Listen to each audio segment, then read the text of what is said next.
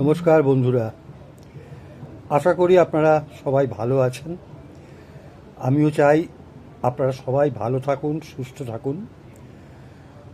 আমি খুব একটা সুস্থ নই, শরীরটা মাঝে মাঝে অসুস্থ হয়ে পড়ছে। তবুও আপনাদের সঙ্গে যোগাযোগ বজায় রাখার জন্য মাঝে মাঝে আমি চ্যানেলে আসি। বন্ধুরা, আজকে আমার বক্তব্যের বিষয়বস্তু একটু আলাদা। আজ প্রায় এক মাস ধরে কলকাতা শহরে যে জিনিসটা নিয়ে তোলপাড় হয়ে চলেছে সেটা তো চলতেই থাকবে, জানি না কবে তার বিচার হবে। আজ আমি ওই বিষয়টা বাদ দিয়ে একটু অন্য বিষয়ে, খেলাধুলোর দিকে আসতে চাই। আপনারা সকলেই জানেন আগামী 13ই সেপ্টেম্বর থেকে ইন্ডিয়ান সুপার লিগ, একাদশতম ইন্ডিয়ান সুপার লিগ শুরু হতে চলেছে।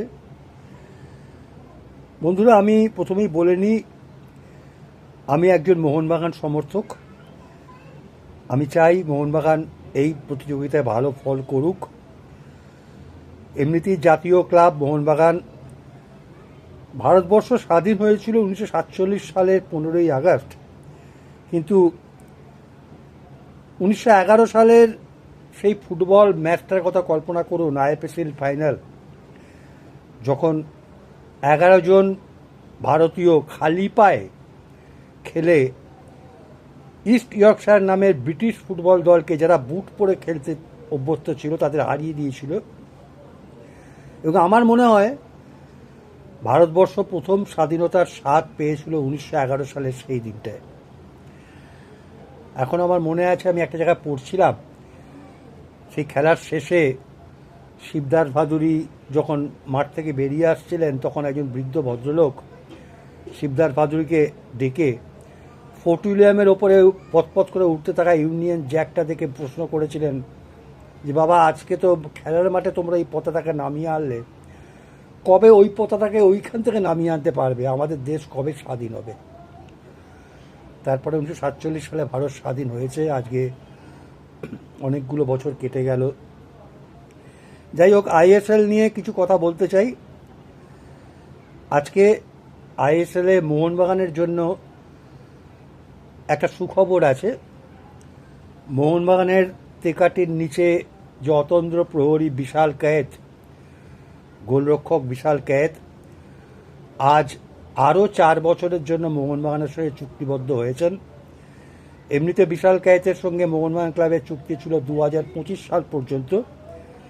তারপরে আরও 4টে বছর, মানে 2029 সাল পর্যন্ত মোহনবাগান বিশাল কায়েতের সঙ্গে চুক্তিবদ্ধ হলো।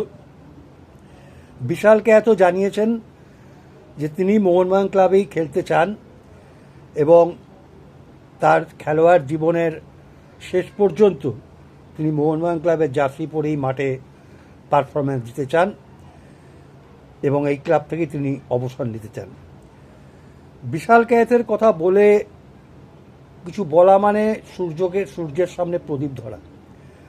আপনারা দেখেছেন এই বছরই ডুরান্ড কাপ মোহনবাগান পায়নি ঠিকই, কিন্তু ডুরান্ড কাপের কোয়ার্টার ফাইনাল, সেমিফাইনাল দুটো ম্যাচে দুবার টাইব্রেকারে 2টো করে পেনাল্টি সেভ করে বিশাল কায়েত মোহনবাগানকে ফাইনালে তুলে নিয়ে গেছে। গত বছরও আইএসএলে বিশাল কায়েত অনবদ্য প্রদর্শন করেছিলেন। একজন মোহনবাগান সমর্থক হিসেবে আমি বিশাল কায়েতকে মোহনবাগান ক্লাবে স্বাগত জানাচ্ছি আবার নতুন করে।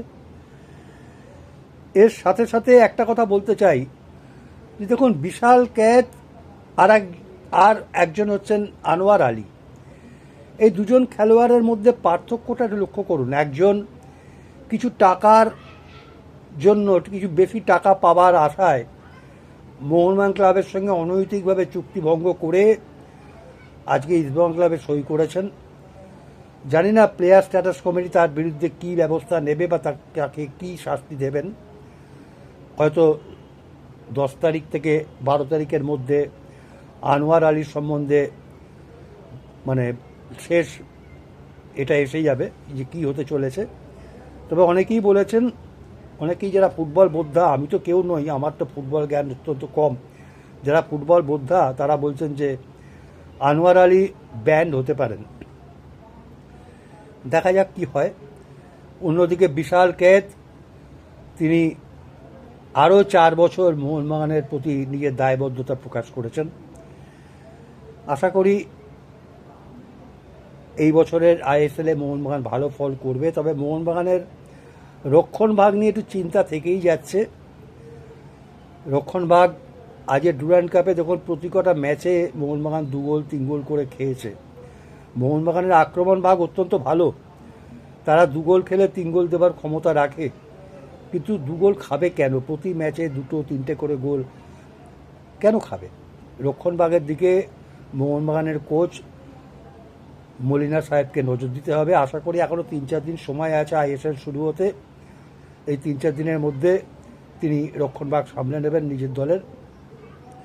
মোহনবাগানের পক্ষে আরেকটা সুখবর, অসি বিশ্বকাপার জেমি ম্যাকলারেন কলকাতায় এসে যাওয়ার পরও আজ প্রায় 1.5 মাসের মতন মাঠে নামতে পারেননি তার একটা চোটের কারণে।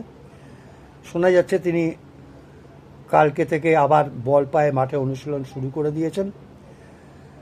তার সঙ্গে রড্রিগেজ, যে রক্ষণভাগের স্টপার ব্যাক, তিনিও ডুরান্ড কাপে চোট পেয়ে সরে গেছিলেন, আবার তিনিও মাঠে ফিরে আসার জন্য বল পায়ে প্র্যাকটিস করছেন। 13 তারিখের ম্যাচে এনারা দুজন খেলবেন কিনা, বা প্রথম থেকে খেলবেন না মাঠ পরে অ্যাজ এ সাবস্টিটিউট মাঠে আসবেন জানি না, সেটা মলিনা সাহেব বলতে পারবেন। তবে সুখবর হচ্ছে এটাই যে এনারা মাঠে নামার জন্য নিজেদের তৈরি করে নিয়েছেন। যাই হোক বন্ধুরা, আজকের সন্ধ্যা আপনাদের পক্ষে ভালো কাটুক। আপনারা আমার চ্যানেলের সম্বন্ধে নিজেদের মন্তব্য জানান। বারবার একটাই কথা বলছি, ভালো থাকবেন। ধন্যবাদ।